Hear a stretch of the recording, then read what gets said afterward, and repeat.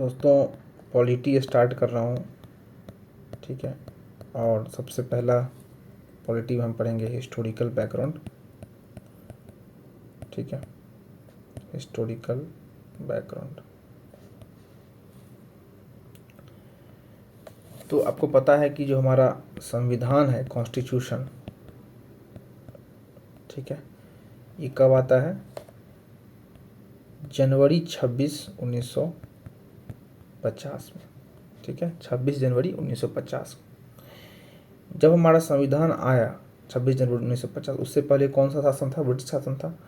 तो एक लीगेसी हमारे पास थी, ठीक है ना। आपको 200 साल की लीगेसी पड़ी थी हमारे पास। तो इस लीगेसी का, इस ब्रिटिश शासन काल में बहुत सारी ऐसी घटनाएं हुई जिसके आधार जिसमें बहुत सारा लीगल डिसीजन लिया गया था अंग्रेज सरकार द्वारा, और एक पूरा का पूरा कानूनी ढांचा तैयार हो गया, लीगल फ्रेमवर्क तैयार हो गया। और ये बहुत ही इम्पोर्टेंट हो गया। क्यों? क्योंकि ये वो बैकग्राउंड बन गया जिसके आधार पे हमारा संविधान बनता है। मतलब हमारा संविधान का एक बहुत बड़ा हिस्सा जो है इस लीगल फ्रेमवर्क से प्रभावित है ना। तो इस लीगल फ्रेमवर्क को पढ़ते हैं दो हिस्सों में हम। पहला हिस्सा जो होता है इस लीगल फ्रेमवर्क का, ठीक है, ये जो लीगल फ्रेमवर्क हमारा बना, इसका दो हिस्सा होगा। एक 1773 से 1858 का, और दूसरा 1858 से 1947। पहला जो पार्ट था ये क्या था? कंपनी रूल था, है ना। इसमें कंपनी शासन कर रही थी और यहाँ पे ब्रिटिश राज आ गया, ठीक है। क्या बोलेंगे यहाँ पे? क्राउन रूल, ठीक है, क्राउन रूल, ओके। तो आइए सबसे पहले हम देखते हैं 1773 से 1858 का लीगल फ्रेमवर्क क्या रहा, है ना। तो 1773 के पहले, है ना, 1773 के पहले 3 प्रेसिडेंसीज थे। एक बंगाल, एक आपका था मद्रास, ठीक है, और तीसरा बॉम्बे। इन तीनों के अपने गवर्नर थे, ठीक है, गवर्नर, तीनों के गवर्नर थे, ठीक है। और ये तीनों जो है रिपोर्ट करते थे किसको? कोर्ट ऑफ डायरेक्टर्स को, समझे। तो इनका डिसीजन और इनका डिसीजन हमेशा अलग अलग मैटर पे डिफरेंट होता था, जिससे कि क्या हुआ, बहुत सारा कन्फ्यूजन क्रिएट हो गया, ठीक है। और 1773 आते आते तक एक ऐसी स्थिति बन गई थी जब कंपनी पूरी लॉस में थी। कंपनी के जो सर्वेंट थे वो पूरा अमीर हो चुके थे। बंगाल में पूरा भूखमरी आ गया था, 1770 का फैमिन आ गया था, और बहुत सारी ऐसी सिचुएशन हुई जिसके बाद ब्रिटिश पार्लियामेंट को ये लगा कि नहीं भाई, ये जो चीज़ है इसको हमें अब कंट्रोल करना पड़ेगा। क्यों? क्योंकि कंपनी जो है अब सिर्फ कंपनी नहीं रह गई है, ये एक टेरिटोरियल पावर बन गई है ना। तो इस शक्ति को हमें कंट्रोल करना पड़ेगा। इसलिए क्या किया उन्होंने? एक नया पोस्ट क्रिएट किया, गवर्नर जनरल का, ठीक है। बंगाल के गवर्नर को ही क्या जो है गवर्नर जनरल बना दिया गया, गवर्नर जनरल ऑफ बंगाल, ठीक है। बंगाल को ही क्यों बनाया गया? क्योंकि उस समय बंगाल जो है सबसे अधिक रिचेस्ट प्रोविंस था हमारा, सबसे ज़्यादा कंट्रोलिंग था वहाँ पे, ठीक है। और ये जो दो अलग अलग प्रेसिडेंसी थे, इन सबको यहाँ पे सबऑर्डिनेट कर दिया गया। किसको? बंगाल को, कि भाई अब तुम बंगाल को रिपोर्ट करो। पहले ये क्या करते थे? सेपरेटली कोर्ट ऑफ डायरेक्टर्स को रिपोर्ट करते थे, ठीक है। गवर्नर जनरल ऑफ बंगाल जो थे, कौन थे? वो पहला गवर्नर जनरल ऑफ बंगाल वो था वारेन हेस्टिंग, ठीक है, वारेन हेस्टिंग। इसको एक काउंसिल भी दी गई थी, क्या चीज़ के लिए?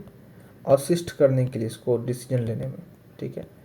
और ये काउंसिल जब भी, याद रखना, डिसीजन लेती थी तो ये बाइंडिंग होता था इसका डिसीजन, बाइंडिंग।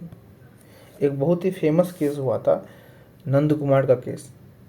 नंद कुमार का केस ऐसा फेमस केस था कि नंद कुमार ने गवर्नर जनरल जो था वारेन हेस्टिंग, इसके खिलाफ ही एक घूस लेने का आरोप लगाया था और काउंसिल के पास हो गया था। और काउंसिल इस बात को सीरियसली कंसीडर करना स्टार्ट कर दी थी है ना। लेकिन बीच में ये उठ के चला गया कि भाई हमको, जब तक हम प्रिसाइडिंग ऑफिसर हैं तब तक जो है काउंसिल हमारे खिलाफ शिकायत नहीं कर सकती है।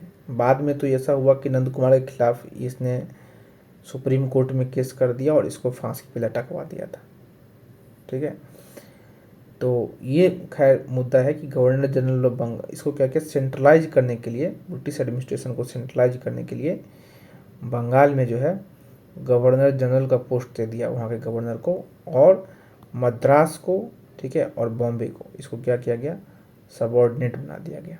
ठीक है, किसके, बंगाल का, ताकि एक सेंट्रलाइज सिस्टम बने, अलग अलग डिसीजन सिस्टम नहीं चला। तो ये जो फीचर लेके आया गया था वो कब लेके आया गया था, रेगुलेटिंग एक्ट 1773। ठीक है, ये किस चीज़ का फीचर है, रेगुलेटिंग एक्ट 1773 का फीचर। ठीक है, इस एक्ट में और भी बहुत सारे फीचर थे जो दिखाएगा कि कैसे ब्रिटिश का जो संसद है, ब्रिटिश पार्लियामेंट है, उसने पहली बार कंपनी के मैटर में इंटरवीन किया। ठीक है, उसमें अपना टांग अड़ाना शुरू किया, देखना शुरू किया कि भाई आखिर वहाँ हो क्या रहा है। ठीक है, तो एक बात आप समझिए इस तरह से कि पहले क्या था कि ब्रिटिश कंपनी क्या था, ब्रिटिश कंपनी एक प्राइवेट कंपनी थी, है ना, यानी कि शेयर होल्डर होते थे उसमें। ठीक है, शेयर होल्डर्स थे, इसको हम बोलते थे court of proprietors, court of proprietors, है ना। ये शेयर होल्डर जो है ये क्या करते थे कि 24 लोगों का एक टीम बनाते थे, है ना, इसको हम बोलते थे court of directors, court of directors. इसमें 24 लोग होते थे। ठीक है, और इस कोर्ट ऑफ डायरेक्टर को तीनों प्रेसिडेंसी, चाहे बंगाल का हो, ठीक है, मद्रास का हो या बॉम्बे का हो, ये रिपोर्ट करते थे, इसको इंडिविजुअली रिपोर्ट करते थे। कब, 1773 के पहले का ही सीन था, है ना। 1773 के बाद ये स्ट्रक्चर जो है चेंज हुआ। कैसे चेंज हुआ, तो 1773 के बाद देखिए क्या हुआ। 1773 के बाद ब्रिटिश पार्लियामेंट आ गई ऊपर में। ठीक है, ब्रिटिश पार्लियामेंट आ गई और कोर्ट ऑफ डायरेक्टर्स को बोली कि भाई जितना भी आपका मिलिट्री हो चाहे सिविल हो, ठीक है, चाहे आपका कुछ भी तरह का रिवेन्यू मैटर हो, ये सब जो है हमको इसमें जो भी पॉलिसी बनाइएगा आप हमको क्या करना है, आपको रेगुलेट करना है, इसलिए आप हमको ये रिपोर्ट करेंगे हमको। ठीक है, और जो फाइनेंशियल जैसे प्रॉफिट एंड लॉस या इस तरह का कुछ भी चीज़ हुआ, ये वो किसको बताते थे, शेयर होल्डर्स को बोलते थे। शेयर होल्डर्स अभी भी हैं, शेयर होल्डर्स गए नहीं हैं, लेकिन अब देखिए यहाँ पे इसका जो रेगुलेट अथॉरिटी हो गया वो क्या हो गया, पार्लियामेंट बन गया, संसद बन गया। और ये जो स्ट्रक्चर था इंडिपेंडेंट स्ट्रक्चर था यहाँ बंगाल, मद्रास और बॉम्बे का, तो इसमें क्या किया गया कि बंगाल को जो है सुप्रीम कर दिया गया थोड़ा सा, और इन दोनों को सबऑर्डिनेट बनाया गया, मद्रास को और बॉम्बे को। ठीक है, एक बहुत ही इम्पोर्टेंट फीचर और लाया गया कि जितना कंपनी का सर्वेंट्स था उस सबको जो है रेगुलेटिंग एक्ट 73 में जो है प्राइवेट ट्रेड करने से मना कर दिया गया कि भाई आप प्राइवेट ट्रेड नहीं कर सकते हैं। क्यों, क्योंकि कंपनी जो है ना 73 का एक्ट आने से पहले एकदम दिवालिया स्थिति में आ गई थी, जबकि वहाँ के जो सर्वेंट्स थे वो पूरा प्रॉफिटेबल थे और काफ़ी पैसा बना लिया था उन्होंने। तो बहुत सारा ब्राइबरी था, बहुत करप्शन था, इसीलिए इसको लेके आया वो। ठीक है, दूसरा ज़रा इसमें ले आया गया जुडिशियल सिस्टम को देखिए थोड़ा सा, न्यायिक प्रक्रिया भी जो है कुछ इंट्रोड्यूस किया। तो यही जो धीरे धीरे इंट्रोडक्शन होते रहा पूरा 1947 तक, सोचिए 200-300 साल तक, 250 साल तक होते रहा। तो यही जो है एक पूरा बहुत बड़ा फ्रेमवर्क क्रिएट कर दिया जो कि हमारे कॉन्स्टिट्यूशन को पूरी तरीके से इन्फ्लुएंस करता है। ठीक है, तो 1773 के पहले क्या स्थिति थी हमारी, जो हमारा देश क्या उस समय जो इंडिया था उसका क्या स्थिति था जुडिशियल सिस्टम का, तो पैरेलल था जुडिशियल सिस्टम, मतलब बहुत सारा जुडिशियल सिस्टम चल रहा था एक साथ में, पैरेलल जुडिशियल सिस्टम।